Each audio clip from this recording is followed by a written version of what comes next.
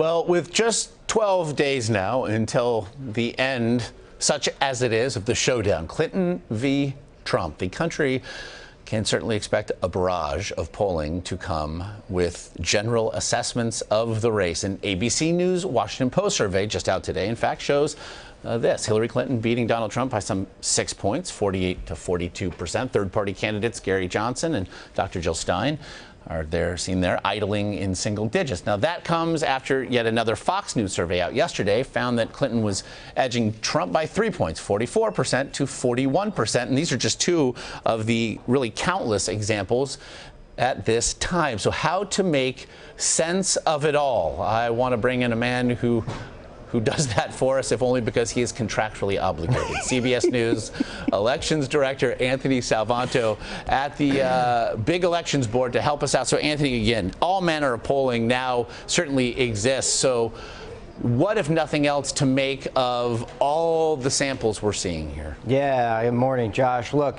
polls disagree, I always say, because pollsters disagree. And what that means is every pollster has a little bit of a different take on who's actually going to show up, who is actually a likely voter, and what the electorate looks like in terms of how old it is, how young it is, how many Democrats, how many Republicans. So when you get a poll, you want to look at whether it makes sense in those terms, whether it looks like an electorate that you might reasonably see. And some of these big swings are because, some pollsters are saying that a lot of Democrats are going to show up, and others are saying it's going to be, a bigger balance between white voters and African-American voters, etc. That's, I think, more how you make sense of all of this. One thing it all does sort of boil down to, though, Josh, is nobody's really disputing right now Hillary Clinton has a lead in the polls. The argument is mostly around the size of that lead at this point, and most folks agree that Donald Trump still can win. It's just that Clinton is leading. But to that very essential point, in fact, Donald Trump has never had a sizable national advantage, to be sure.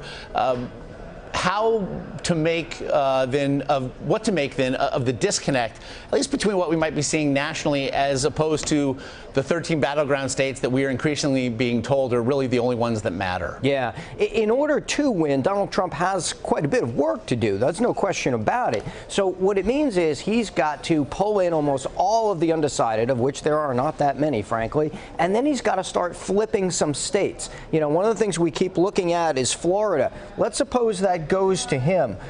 If I give that to Trump here on the map, and we're going to make sure that thing goes. All right. So he's still got a ways to go. So if you look at where the map stands now, you've still got to see him flip back Ohio. He's got to get North Carolina, where, quite frankly, he is trailing. And if he doesn't get that, let's suppose Clinton wins North Carolina, she's going to get a pretty big boost. She's going to be well over 270. So these states in play, he's got to flip that. He's got to flip maybe Pennsylvania, where he's also trailing, in order to get there. That's a hard road ahead. There's no question about it. But if he does turn this around, he's obviously running out of time to do that, Josh. Now, you mentioned North Carolina. It went with Barack Obama in 2008, although President Obama lost it in 2012. We know that most polls seem to suggest that the state of Ohio remains too close to call here. We spent a lot of time this week talking about Florida because both candidates have been in Florida, but we spent months prior to that talking about the state of Pennsylvania and really the suburbs around Philadelphia. You just mentioned if he flips up Pennsylvania, but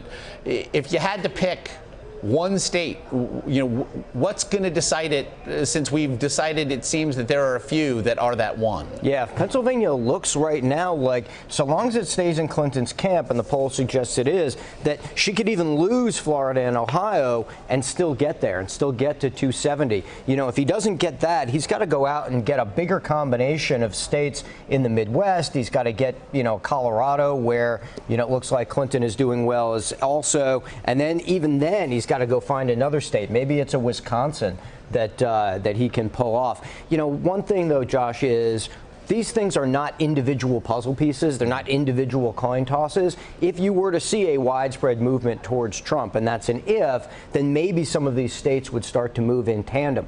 But, you know, the other thing is that we're already seeing votes coming in. We're seeing these early votes coming in. And, for example, in Florida, you've got millions of ballots already here, and that's looking like it's pretty much even. And in North Carolina, you do have more registered Democrats than registered Republicans already showing up. So that's one sort of early indicator that we're already starting to see that, at the very least, this race is even, but at most, at least in North Carolina, it may still be advantage Clinton. Well, both candidates, if nothing else, want you to believe that they still have a lot of work to do, which means, Anthony, you still have a lot of work to do. We appreciate you finding a couple moments for us. It's all fun, Josh. It's all good.